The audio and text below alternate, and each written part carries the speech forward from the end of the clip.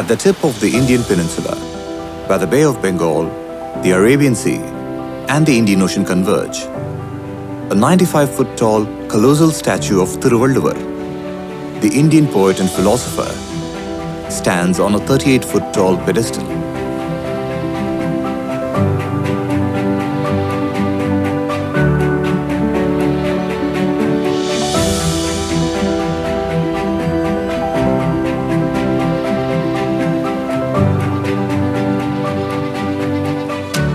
It is alongside the Vivekananda Rock Memorial.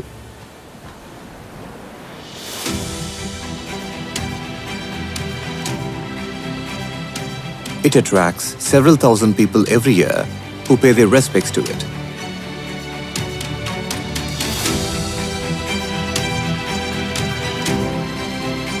There are several other statues of him in many parts of the world.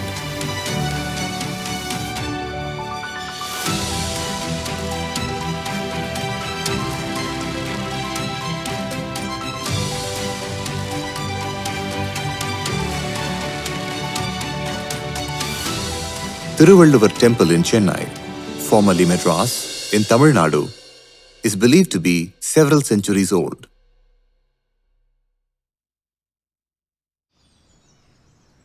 Valluvar Kotam, which means Valluvar Memorial, is an important landmark in Chennai.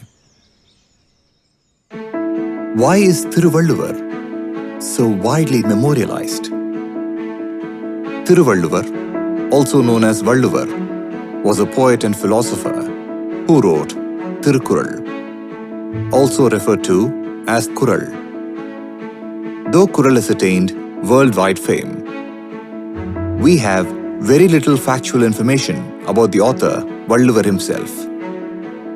He is believed to have lived 2000 years ago in Tamil Nadu and wrote Kural in Tamil, one of the oldest surviving classical languages of the world. Although historians differ regarding the year of his birth, the Tamil Nadu government officially recognized 31 BC as the year of his birth and observes Thiruvalluvar Day in the middle of January every year. Kural is written in 1,330 couplets. It has 133 chapters, each with 10 couplets. In it, he explores nearly every aspect of human life, offering timeless and universally applicable guidelines for living a meaningful existence. Kural is widely recognized as superior to many ethical writings of ancient and modern languages due to its structure and texture. Kural, in its most part, reached the European world first in 1730 through a Latin translation by an Italian Jesuit priest, Constantius Joseph Beschi, also known as a Tamil savant by the name of Veerama Munivar.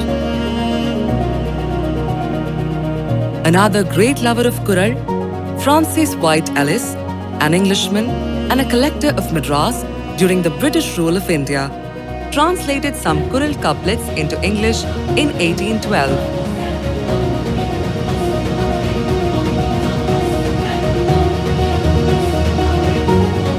Besides, he was responsible for minting gold double-star pagoda coins at the Madras Mint of the East India Company, bearing Valluvar's image in a meditating position. Ellis also dug wells in Madras, the inspiration for which again came from a Kural verse. Rain, springs, flowing rivers, and forts are a country's vital limbs. G.U. Pope, an Anglican Christian missionary, finally translated the complete Kural text into English in 1886. His translation reached a still wider audience. Kural has since been translated into more than 58 languages and remains alongside the Bible and the Quran as one of the most translated works in the world. Kural was first printed in the original Tamil in 1812. Kural has won world acclaim. In the words of the renowned Czech scholar Kamil Zvelebil, Kural is a contribution of the Tamil creative genius to the world's cultural treasure and should be familiar to the whole world and admired and beloved by all, in the same way as the poems of Homer, the plays of Shakespeare, the pictures of Rembrandt, the cathedrals of France, and sculpture of Greece.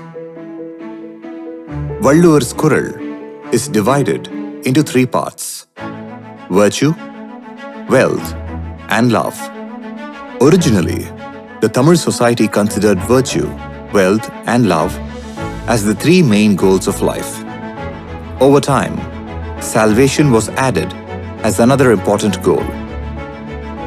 Valluvar believes that when our desires are eliminated, soul is liberated from the cycle of birth, death, and rebirth and attains salvation. Salvation is eternal bliss. But he sees salvation as a choice rather than a universal goal for everyone. His primary concern is living a virtuous life. In the first part of Kural, which is called Virtue, Valluvar addresses both virtue and salvation. Virtue has 38 chapters. It exemplifies his concept of moral excellence through honesty, integrity, non-violence, fairness, and compassion.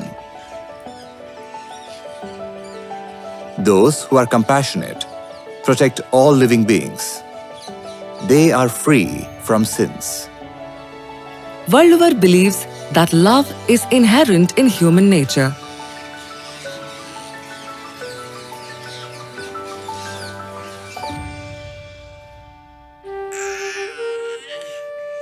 For Valluvar, children are the greatest treasures of the family.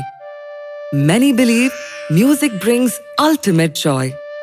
But Valluvar, with his characteristic insight, observes that only those who have not heard the innocent chatter of their children would laud the music of the lute and flute above it.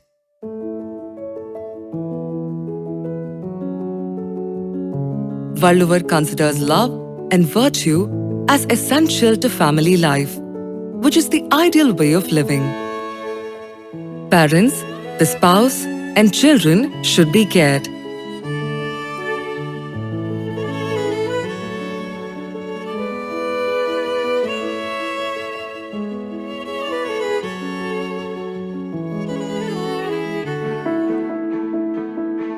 Besides, the needy and the destitute should also be helped by the family.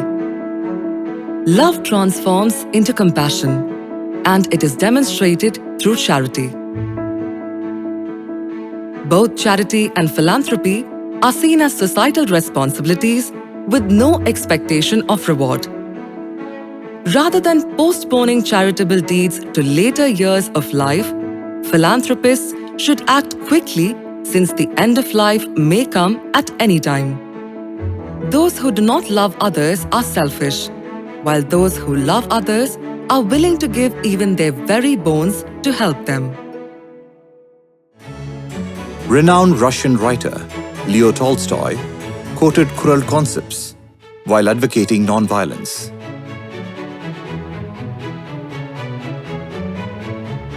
Mahatma Gandhi, the modern apostle of non-violence, got to know through Leo Tolstoy a few Kural verses which led him to the path of non-violence.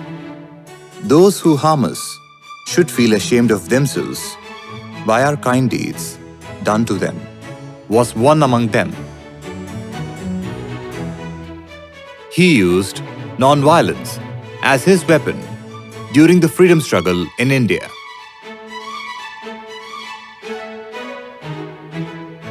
He wanted to learn Tamil to read Kural in its original. Martin Luther King Jr. was in turn influenced by Gandhi's method of non-violence to fight for civil rights in the United States. Nelson Mandela applied it in his fight against apartheid in South Africa. Kural has a global influence. Kural is stored in a nuclear-proof tungsten chamber in the Kremlin as one of the books with an everlasting value. The second part of the Kural focuses on wealth.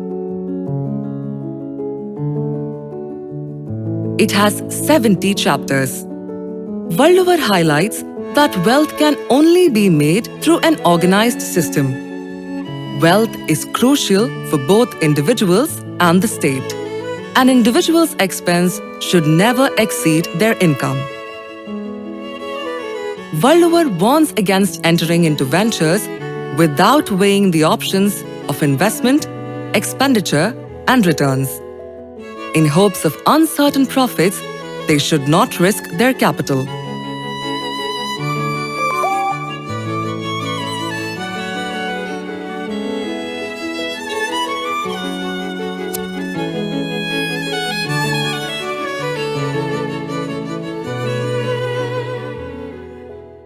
He outlines qualities of effective leadership and good governance. He outlines the essential functions of management: planning, organizing, staffing, directing, and controlling, which are remarkably similar to modern management frameworks. Valluvar's perspective on leadership closely aligns with qualities associated with modern management executives. Many of the qualities of a ruler are also applicable to all individuals. Valluvar emphasizes the importance of reading and association with the wise. The leader should assess the talents of the employees. Employees should be entrusted with responsibilities and have the authority to carry out their duties without micromanagement. They should be rewarded according to their achievements. In terms of human resources development, Valluvar's approach mirrors that of today's management experts. He advocates that only after a comprehensive evaluation, individuals should be assigned their roles. He warns that hiring without testing or failing to trust employees after completion of testing will lead to ongoing challenges.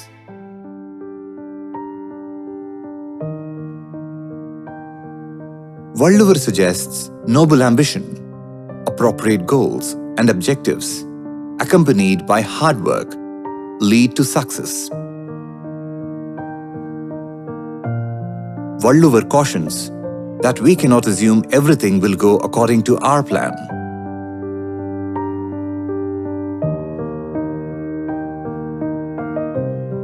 The best way to overcome adversities is to laugh at them.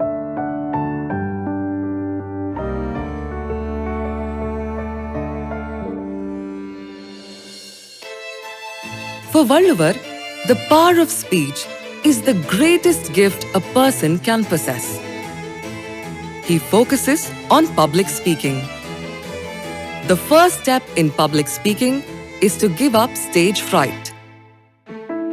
Many may face death on the battlefield rather than face the audience without fear, says Valluvar with wry humor.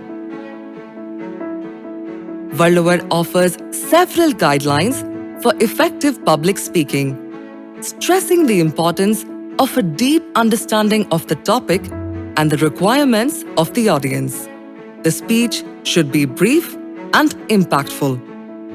His views on public speaking align closely with the Greek philosopher Aristotle's model.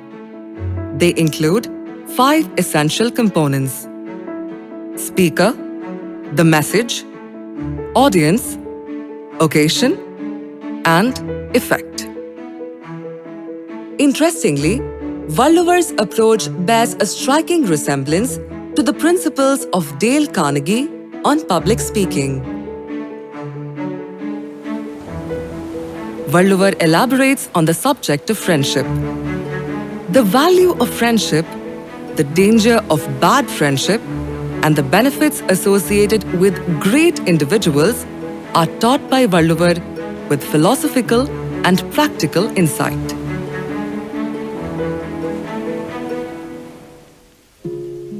Valluvar defines an ideal country as one that is free from war, famine, epidemic, and internal conflicts.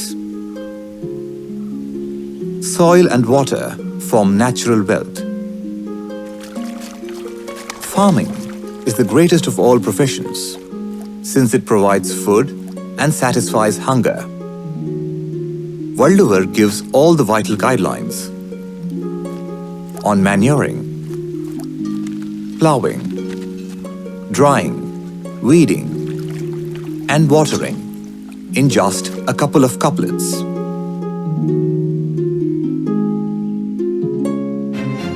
As a worldly philosopher, he does not overlook the safety of a nation and its people during war. He offers his counsel on everything related to the safety of the country and the operations of the entire state machinery. Plato, the Greek philosopher, believed only philosophers were fit to rule, whereas Valluvar advises rulers to attain knowledge and training and seek the counsel of the wise. The rulers should be brave, kind, and easily approachable. The ideal fortress should be surrounded by water, open space, mountains, and forest. Fort gives protection. Also, attacks can be launched from it. The inmates of the fort are ensured of enough provisions. The king with his army, citizens, wealth, ministers, and wise counsel becomes a lion among kings. The minister decides on the ways of the execution and boldly advises the king. The king should not honor the spy in public and expose his work. The envoy must convey the message of the king in clear terms. King's army is incomplete without a valiant general. A brave, organized, and successful army is the foremost asset of the king. Valluvar's ideas are not meant to conquer another country, but to defend a country from being conquered by its enemies.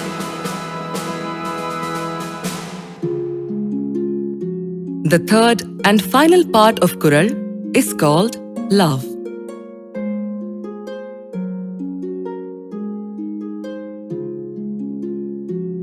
It has 25 chapters. In this, the psychology of love, the relationship between man and woman, are described with lyrical beauty.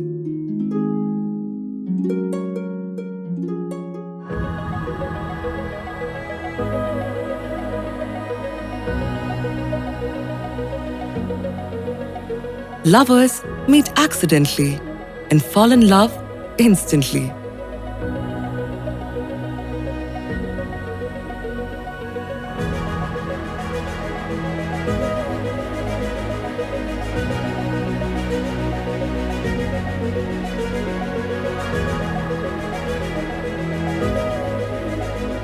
Once smitten by love, they have no other thought but of each other.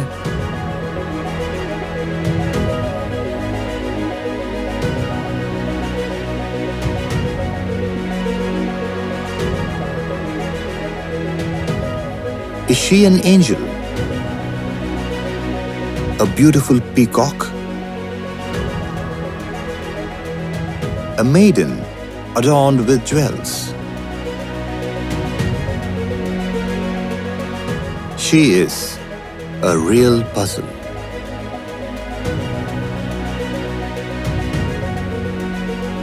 Stars quiver. They cannot distinguish between my lover's face and the moon. Unlike the moon, my lover's face has no dark spots. Oh, pupil of my eye, go away! The image of my lover should occupy that place.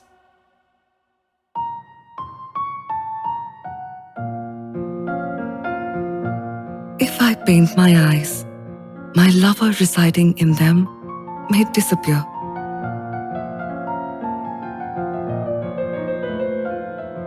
My lover dwells in my heart.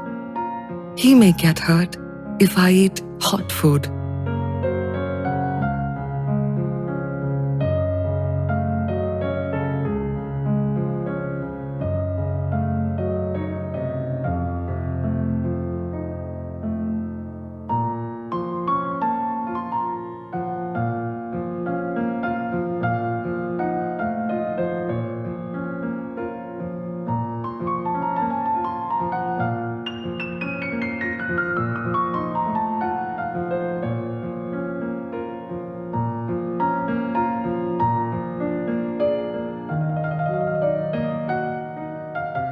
If I blink, my lover may disappear from my eyes, but it is he who will be blamed for deserting me.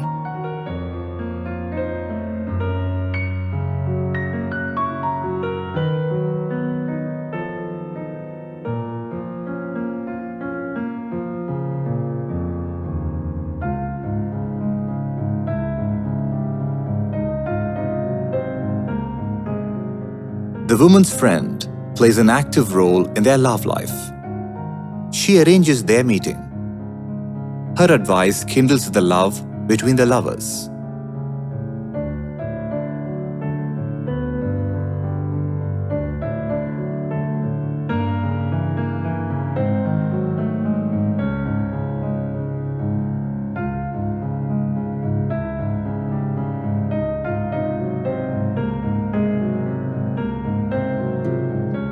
My relationship with her is the same as the relationship between body and soul.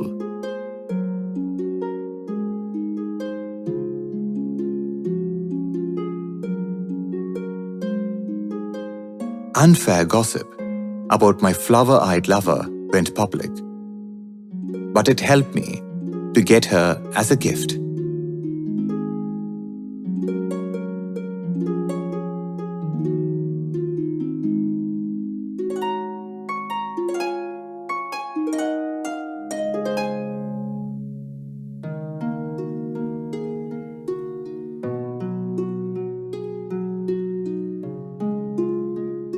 He is heartless to depart. He is going abroad to work.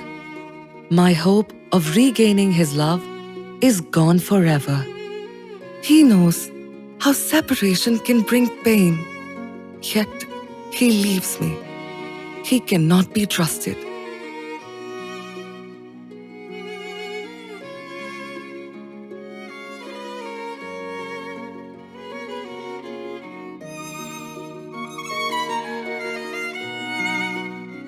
Separation is like a bud in the morning. It blossoms into a full-blown flower in the evening. My eyes loved him so much, but now, without him, they weep. It is total mockery.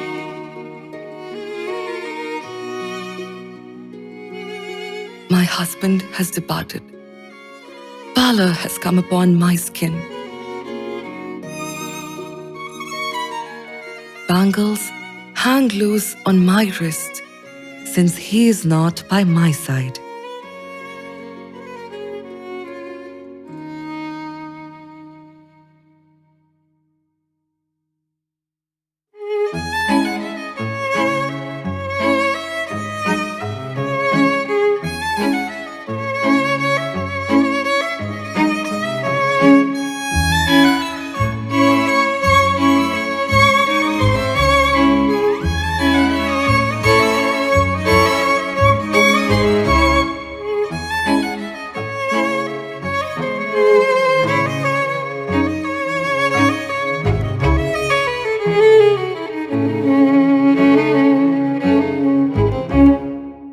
Do not embrace him. Sulk. Watch him suffer for some time.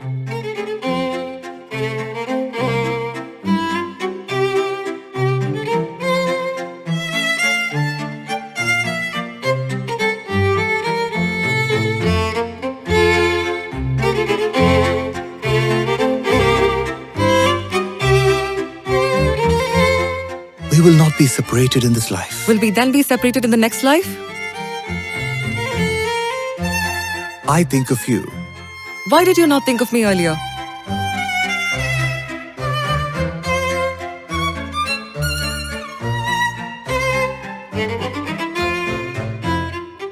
Salt to food is like sulking to love. Too much of either will bring ruin.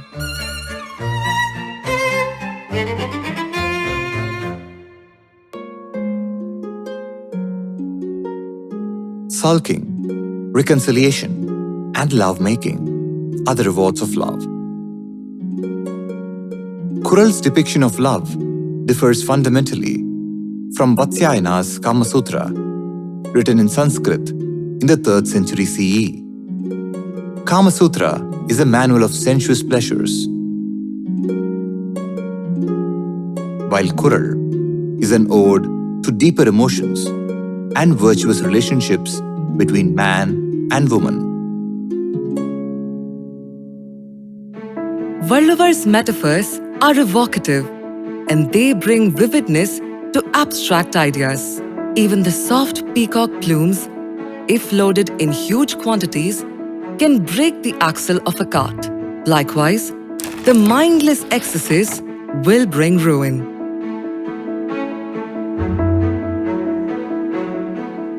To speak in an assembly of the learned without the fullness of knowledge is like playing chess on a blank board without squares and rows.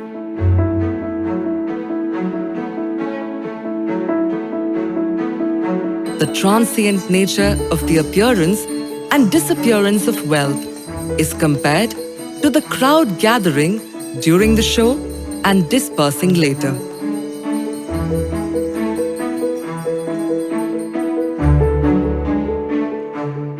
A stained mirror cannot reflect clearly. Similarly, a mind clouded by faults cannot express love. Impurities can be removed only through conscious effort. The famous Tamil poet Valluvar, deeply impressed by Valluvar's ability to convey profound ideas succinctly, praised Kural by saying, "Each couplet is an atom pierced and 7 oceans released into it." The Kural is revolutionary in several ways. During and before Valluvar's time, societies such as those in Greece, Rome, China, Egypt, and India were deeply entrenched in social inequalities. Even today, inequalities based on race, color, gender, sexual orientation, religion, and other factors persist in many parts of the world. In this context, Valluvar's declaration that all humans are born equal, with differences arising only from the qualities of their actions, was a revolutionary idea. At a time when male promiscuity, prostitution, and consumption of alcohol were widespread, his condemnation of them was truly groundbreaking. He asserted that genuine wisdom resides in recognizing the truth in all matters, regardless of the speaker. Despite some similarities to the sacred texts of the East and the West, Valluvar's work is uniquely secular and rational. His focus on human endeavor over divine intervention marks him as an exemplary thinker.